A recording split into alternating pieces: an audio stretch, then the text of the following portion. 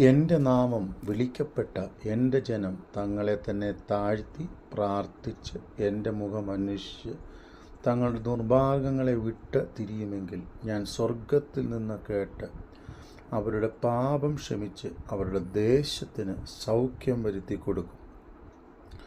2 ദിനവൃത്താന്തം 7:14.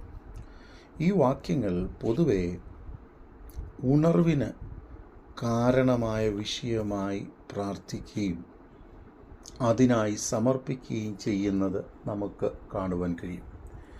എന്നാൽ ഈ വാക്യങ്ങൾ നാം വിശദമായി ഒരു വിശകലനം നടത്തുമ്പോൾ നാം മനസ്സിലാക്കുക, ആദ്യമായി ദൈവജനം ചെയ്യേണ്ടുന്ന ചില കാര്യങ്ങൾ വളരെ വ്യക്തതയിൽ ഇവിടെ പറഞ്ഞിരിക്കുന്നത് കാണുവാൻ കഴിയും. ദൈവനാമം വിളിക്കപ്പെട്ട ജനം ഒന്നാമതായി തങ്ങളെ തന്നെ താഴ്ത്തണം. രണ്ടാമതായി ശക്തമായി പ്രാർത്ഥിക്കണം. മൂന്നാമതായി കർത്താവിൻ്റെ മുഖം അന്വേഷിക്കണം. നാലാമതായി തങ്ങളുടെ ദുർമാർഗ്ഗങ്ങളെ വിട്ട് തിരിയണം. ഇത് 4 കാര്യങ്ങൾ നാം ചിന്തിക്കുമ്പോൾ മനസ്സിലാക്കേണ്ടുന്ന ഒരു പ്രധാന വിഷയം ഇതാണ്. നാം നമ്മെ തന്നെ ഒരുക്കി ക്രമീകരണ ജീവിതത്തിനായി തയ്യാറായെങ്കിൽ മാത്രമേ ദൈവത്തിൻ്റെ അനുഗ്രഹം നമുക്ക് ലഭ്യമാകൂ. ഇന്ന് അനേകർ കാര്യസാധ്യത്തിനും കാര്യലാഭത്തിനും വേണ്ടി സ്വയം മറ്റുള്ളവരെ പുച്ഛിക്കുകയും വഞ്ചിക്കുകയും മറ്റുള്ളവരെ നിസ്സാരമായി കാണുകയും ചെയ്തുകൊണ്ട് അനേക നിലകളിൽ വലിയവരാകുവാൻ ഓടുകയാണ്.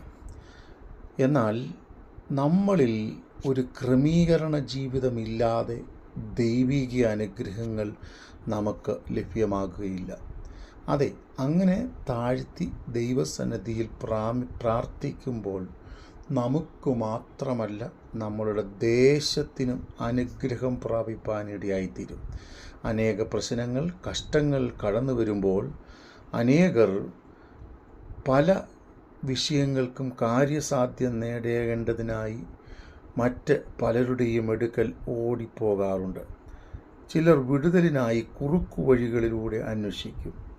മറ്റു ചിലർ മറ്റ് ചില ഷോർട്ട് കട്ടുകളിലൂടെ അല്ലെങ്കിൽ ജീവിതത്തിൻ്റെ പല വശങ്ങൾ പണം കൊടുത്ത് നേടുവാൻ വേണ്ടി ശ്രമിക്കും. അവരുടെ തെറ്റുകളെ മറച്ചു വച്ചിട്ട് എന്തൊക്കെയോ നേടുവാൻ വേണ്ടി ഓടുന്നത് കാണുവാൻ കഴിയും. എന്നാൽ ദൈവവചനം പറയുകയാണ്, കർത്താവിൻ്റെ പാദത്തിൽ സമർപ്പിക്കുന്നവനെ മാത്രമേ